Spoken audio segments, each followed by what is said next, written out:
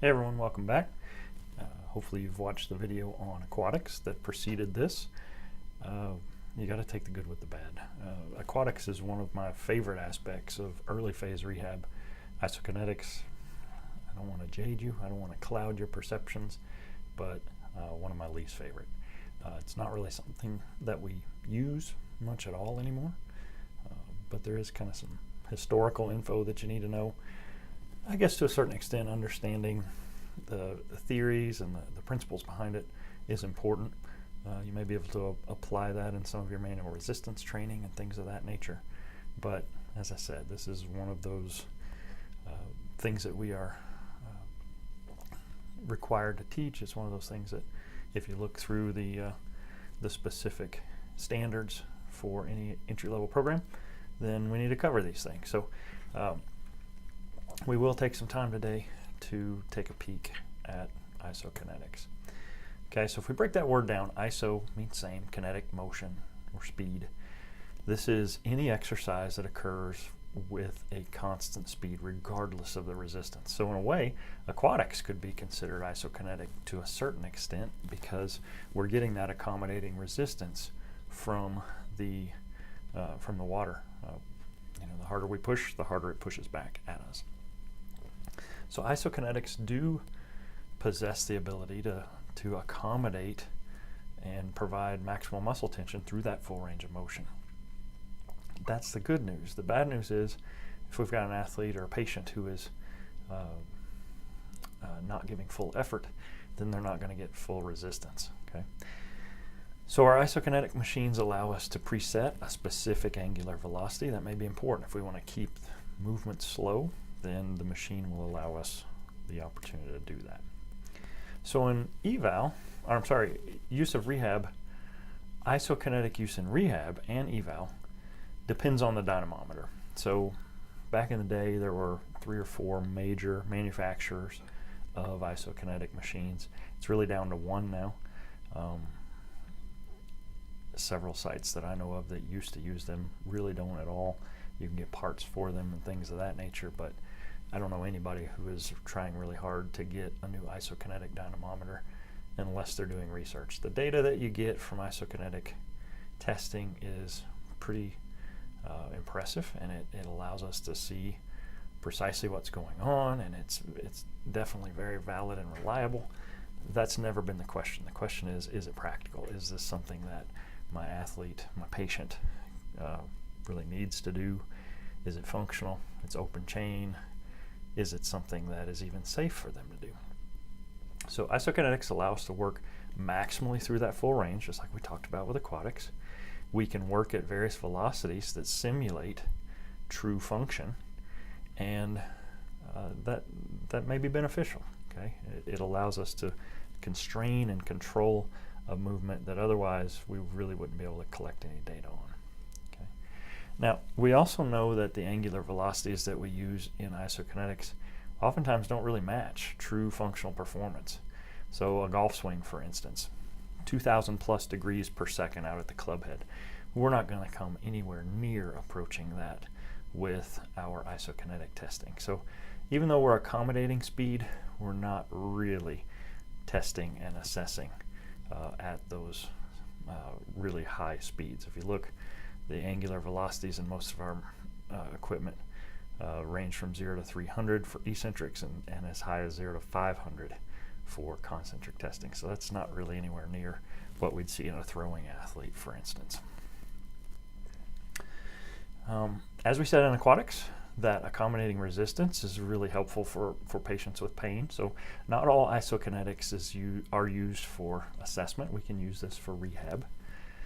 Some of our velocities can mimic functional velocity. So hip flexion, for instance, as we walk 233 degrees per second in one particular article. Well, that's well within the 0 to 500 capacity of a biodeck. So, for some of our slow speed functional activities, maybe we are approaching normality there.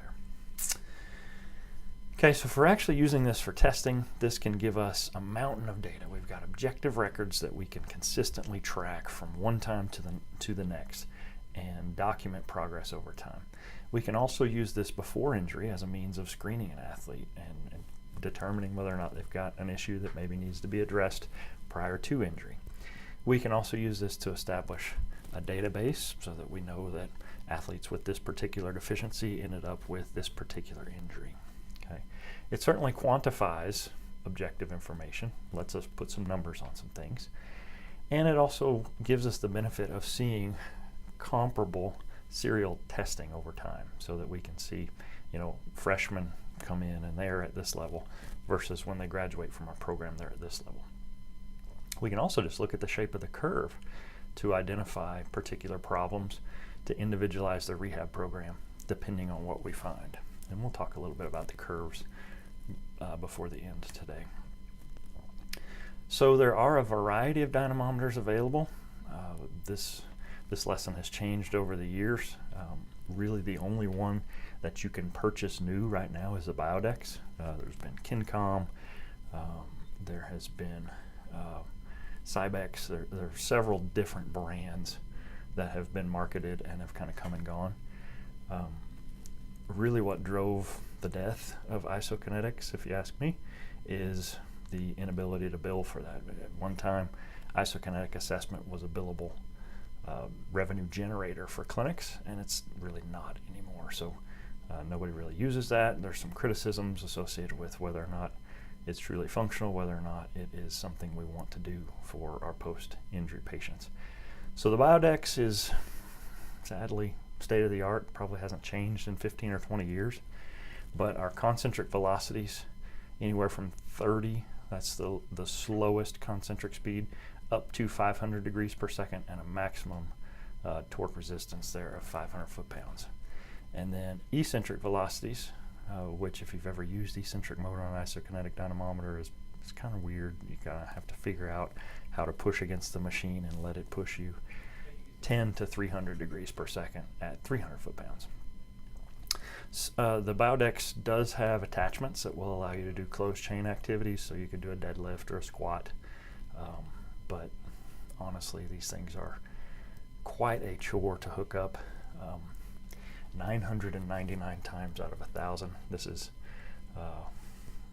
made up data, but I'm going to tell you, the vast majority of the time, isokinetics are used for knee flexion and extension, and that has been kind of the hallmark of them since they were introduced. Very rarely shoulder internal external rotation, but those are kind of the two main uses. Now we do have a Biodex just like this in our lab, and if you notice, when's the last time you saw a computer that looked like this? That's on purpose, okay? That's what these things come with. So there is a computer control, and then the actual head has control on it for exercise mode. So if I'm just exercising, I can just use the machine and it's not going to actually capture, gather, save, store data. If I'm testing and I want to be able to check from one session to the next or from one patient to the next, then I'll use test mode, and that will involve the computer. So what you see here, an adjustable chair, and then a dynamometer that can be slid from one side to the other, and then this massive tool and attachment cart in the back so that we can do things other than just knee flexion and extension like we see here. So the Biodex does allow for high-speed concentric activity relative to the other competitors that were out there. The reports are pretty easy to generate, and we can use the Biodex in planes other than just cardinal planes. This head will swivel in all three directions, okay? So we can swivel it to and fro, we can cock the head up and down, and we can raise the height up and down as well. So depending on what we're trying to test, that dynamometer head is, I won't say infinitely adjustable, but certainly much more so than previous models. Okay, so the Biodex basically Biodex company bought out these predecessors and really kind of adapted and adopted the best features of them after they purchased that technology. So the Cybex 6000 was the first that included an eccentric mode, and so Biodex incorporated that after they bought them out. There's a non-powered mode that allows for acceleration, and then a powered mode that allows the user to do both concentric and eccentric activity, as well as continuous passive motion. Now, why on earth you would use a dynamometer for continuous passive motion is beyond me. It's just one of those marketing gimmicks that they provided as a means of saying ours has this and theirs doesn't. Okay, so with the Cybex, the software has been updated relatively recently, probably early 2010, 2015-ish. But you know, it's not really, this is not an area of emphasis for anybody at the time, at the present time. Okay, so Cybex, you notice the difference here. The head doesn't slide, so there's two chairs. So in order to test the patient's left and right, I have to strap them in, test them, unstrap them, move them to the other seat, strap them back in, test them again. So much less versatile. If I'm doing induction testing on my whole basketball team, then it's going to take me quite a bit longer to do them using this machine, just simply because it takes longer to set every one of those up. Okay, so after I've done the evaluation, I use I generate the report and I look at the parameters that it generates for me. So total force is measured in pounds or newtons. Torque is going to have a time component associated with that. So how much force are they producing at a given time during that rotational motion? And in the literature, oftentimes this is going to be represented as a relative value, not an absolute. So that we're going to compare that to their body weight. So torque per pounds, you know, for a given athlete, just because a big, massive athlete can produce a given number of pounds or a given number of foot-pounds. If we take that relative to their body weight or to their overall mass, that may be more meaningful data. Okay, total work is going to be the force multiplied by the displacement or the distance, and these are going to be demonstrated as torque curves. Okay, so lots of times we'll look at these torque curves to compare pre-injury to post-surgical to 6 months post-op, and we're going to see if those curves increase in area, and we're going to see if those shapes change. Okay, and then power is defined as the rate of performing work. So it's not just about how much force we can produce, it's how rapidly we can produce them. So there are better ways of gathering and capturing that data. When we went over to Tech Athletics and we looked at their motion capture systems, okay, we can capture and gather and estimate that data. It may not necessarily be research grade data, but if we're looking to calculate work and power, we can do that while they're doing actual functional lifts. We don't have to strap them into this $50,000 piece of equipment and make them mimic single plane motions. Okay. Some other things we look at with our isokinetic eval: torque acceleration energy. This is basically how much work they perform in that instant after they begin. So this may give us a measure of explosiveness, and this may be an indicator of their ability or their hesitancy sometimes to kind of be explosive and do rapid exercise. Okay, and then our average standard deviation. This is going to let us know whether or not they're giving us full effort or not. Okay, if there's a lot of variance here, as we said, this is an accommodating resistance. So if I'm doing barbell testing and it's 225 pounds on the bar, I can tell that's how much they're lifting. With an isokinetic machine, I don't really have any way of knowing. So they may be giving me submaximal effort and telling me that it's because of pain or because I'm weak. The average standard deviation would let me know to what extent I can rely on that information. Okay, when we test with isokinetics, we want to make sure that their test positions are as consistent from one trial to the next as the other. Anything from the chair fore and aft, chair height, angle of the seat, all of these are enumerated, so there's a scale, and we can enter all that data so that 4 weeks from now when they come back in, I can set that machine up exactly the way it was when they pre-tested, and I can be relatively confident that any changes in their testing are due to performance changes, not to assessment inconsistencies. Okay. Lots of times we'll use the slower speeds as a starting point. So 60 degrees per second is used quite honestly as our kind of our slow speed, and we'll use something more along the lines of 120, 180, 240 as our high speeds. For a patient who is just recovering and they don't have a lot of tensile strength and they're still a little tender, sore, those slower speeds give me more time to produce force. So honestly, I tend to kind of steer away from those early on. I'll use the faster speeds because it becomes kind of harder to generate force. The example I usually give is if you're out in the parking lot and a car is idling through the parking lot and you're trying to push it, it's pretty easy if they're moving really slow for you to put your hands on the trunk and provide quite a lot of force. Okay. Now, if that same car is kind of moving through the parking lot at 10 miles per hour and you're jogging to keep up, it's harder for you to have enough time to push against it. So those faster speeds make it harder and harder for you to actually encounter the resistance of the machine. Okay. If we don't hit that preset velocity, we don't encounter any resistance at all. Okay. Once we reach that velocity, then the machine starts to resist against us. Okay. So we can manipulate the speed of the testing just depending on what it is we're after with our patient. If we're looking to test their slow speed strength, then we slow the machine down and we'll do a set or two at the slower speed. If on the other hand we're looking to just kind of quantify their ability to produce force, then we might use those higher speeds. Now we do know that pain inhibition can influence that assessment, so usually we'll see that as a dip or an anomaly in the torque curve. If we're collecting data for the purposes of publishing, then there's a gravity effect here too.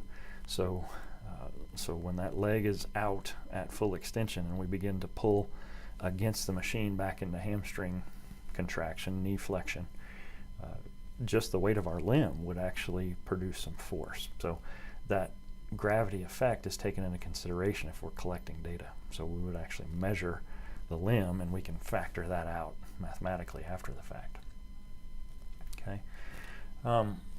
Some other things we see here is test position. We may introduce either hard or what are called hard or soft stops. So a hard stop, the machine actually has stops built in so that I can't physically go beyond 20 degrees of knee flexion. Okay.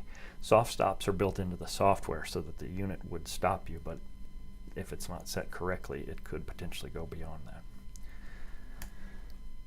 Okay, so some other things we see, the length of that lever arm does impact the ability to produce torque. We want consistent lever arms for comparative purposes, so when we set that machine up, we log all those values and we make sure we're consistent left to right. We make sure we're consistent from test to test.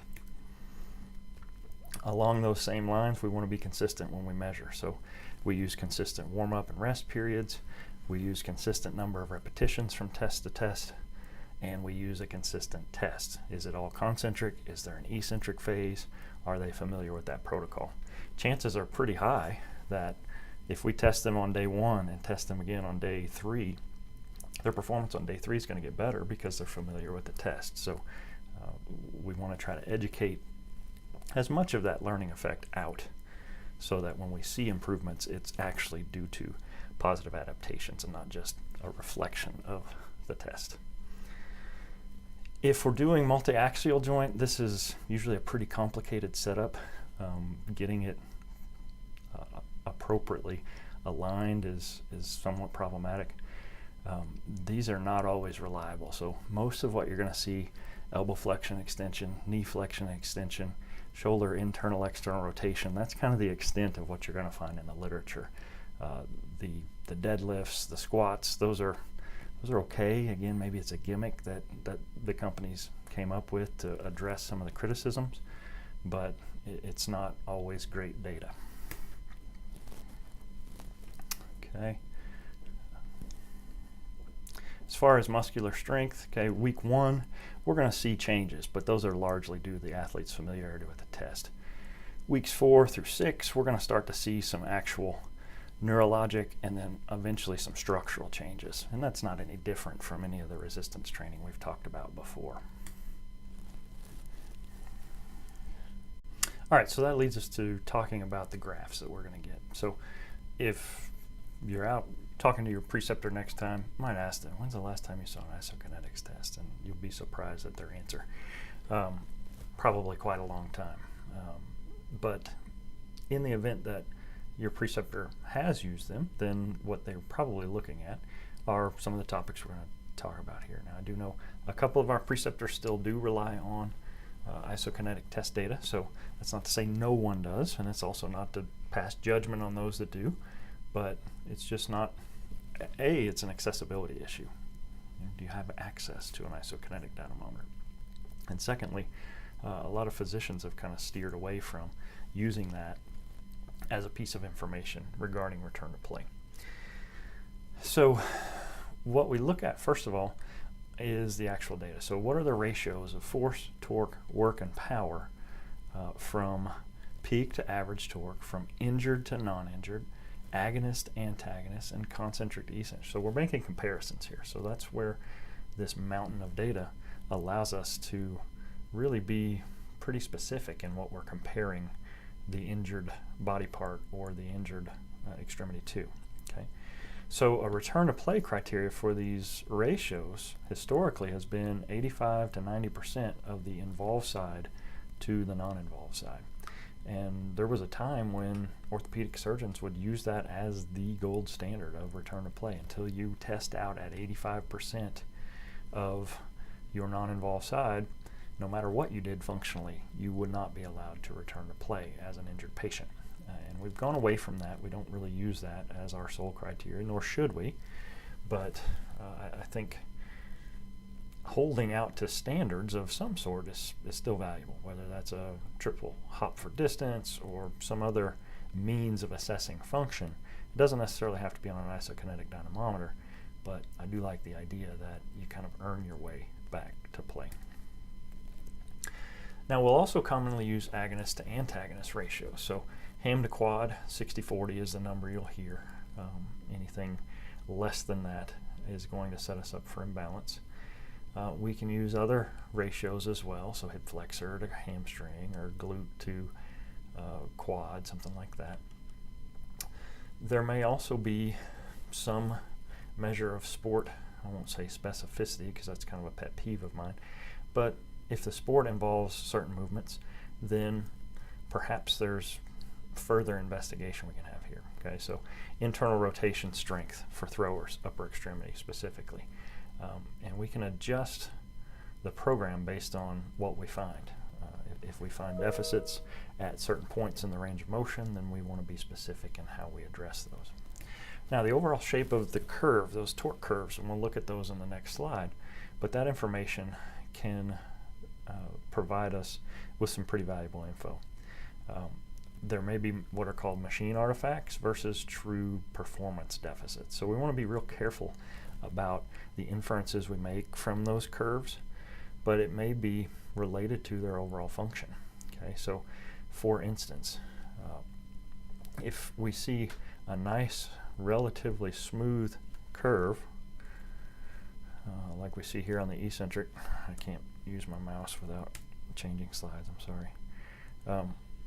So if we see this nice smooth curve, then that tells me they've got pretty good neuromuscular control. If I see kind of jaggedy, lots of variation here, then that tells me that maybe their control is suffering. So just the shape of the line is important, but also the area under that line is important as well. Pain can be an inhibitor, and that may lead to some of that jagged shape of the curve that we see here. And if that's really the source, then our rehab needs to focus first of all on alleviating their pain. And then when we go back to retest them, if we've done that, chances are their performance is going to improve. Okay. So in this example, this patient had a hamstring strain. Okay. So their eccentric measures tell me that they've got a deficit that we see here from 90 to 100 degrees of flexion. So their control kind of goes all over the board. This isn't super smooth, but it's not bad. And then we see all of a sudden, kind of mid-stroke here, they really start to lose it, and then it's a little better towards end range. Okay. So with this, we might focus our rehab on eccentric control. So We have them prone on the table. We manually resist as they pull in, or as we're pulling them into knee extension. We can do eccentric, concentric reversals, squats, unloaded squats in the pool. I mean, depending on where they're at in the process, we can make this as challenging or as regressed as we need to. Okay. So my example of manual resistance eccentric, it's not bad. I mean, it's one way, but it's open chain. So we might focus instead on the descent phase of a squat or a lunge. We might work on landing off of a box. I mean, there's lots of ways where we can focus on eccentric strength while not making it open chain and non-functional. Okay, so that force velocity curve, it involves graphing out both force and speed. And when we change velocity, we start to see changes in force production.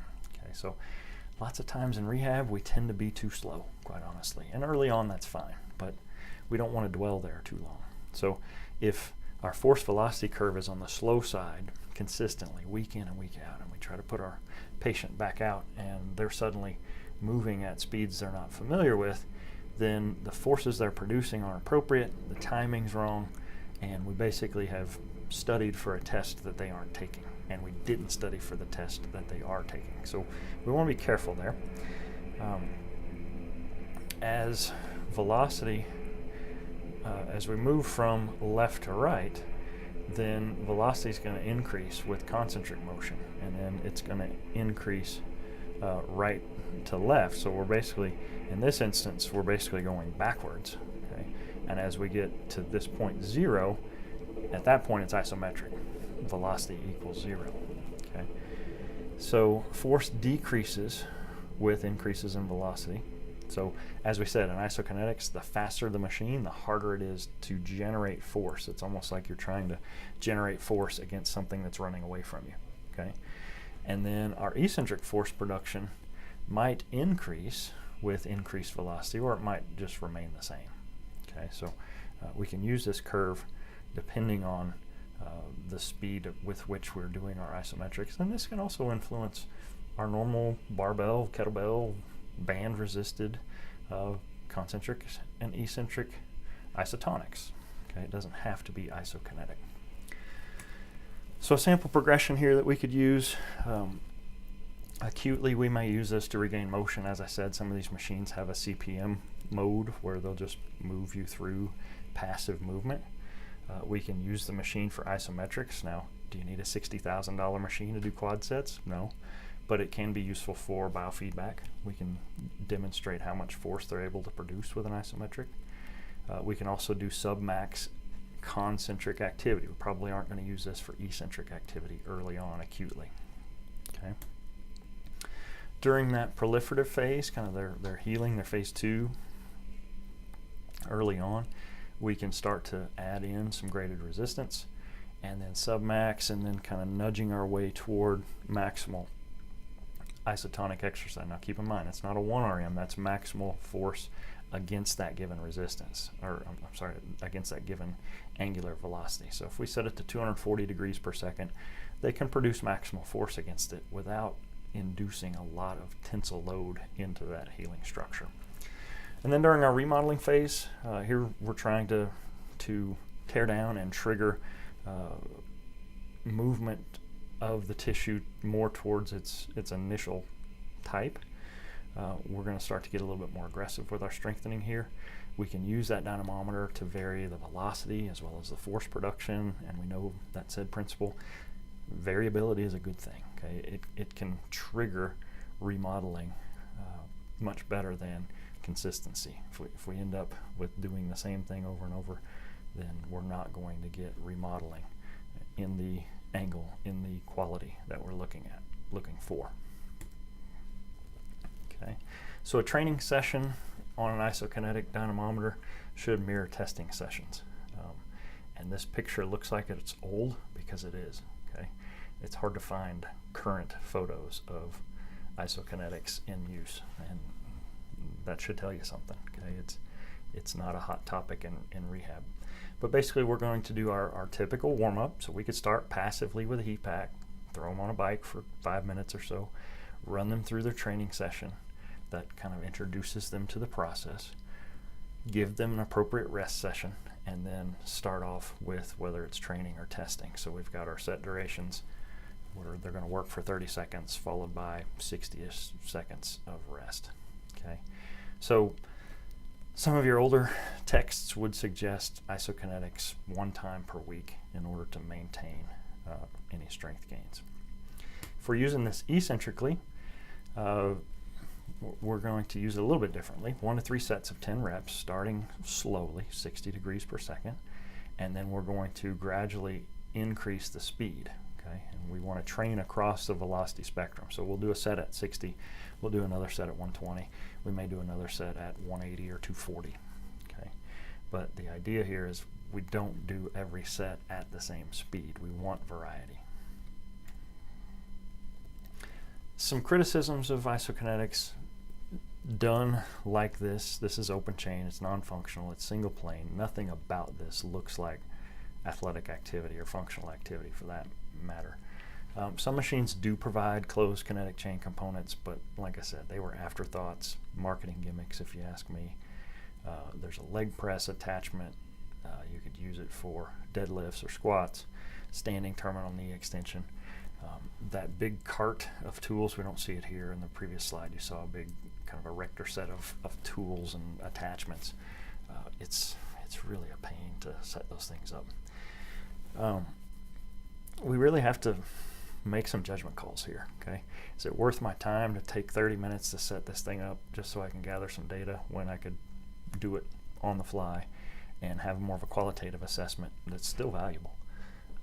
If I'm not publishing that data, is it really advantageous for me to collect it, or are there simpler and in many ways better ways of gathering that same data? Okay. Do we need to use isokinetics as a guide for progression through rehab? And I would say no, not really, not exclusively anyway. If we've got it available and we can use it without a lot of added fuss, then I'm all for throwing it in, including it as one piece of my assessment, but it's not the only thing I'm going to use. We've moved well beyond that. So when we get to the lower extremity, we'll look at some functional tests that we can use to quantify their progression over time. By the same token, for the shoulder, we'll look at some functional tests that we can use that wouldn't involve using an isokinetic dynamometer that are going to give us probably better data than we would get from the machine itself. So that's it. I will see you on Tuesday. We are going over functional exercise starting then, and on Thursday of next week, Carrie Wimberly has agreed to come in and talk to us a little bit about applied functional science and start to kind of put some of this stuff together into a meaningful whole, I hope. Also, we've got our exam the Tuesday after that, so I will get you a study guide and a table of specs, hopefully no later than Tuesday or Wednesday of next week. I'm rewriting quite a bit of the exam and just want to make sure that what I'm testing you on is reflective of what we've studied. So if you got any questions, let me know. I'll be on the road tomorrow and Friday, but I'll have my phone on me, so if you need anything, don't hesitate to shoot me an email, shoot me a text, and I'll get back with you as soon as I can. Otherwise, have a great weekend, and I'll see you soon.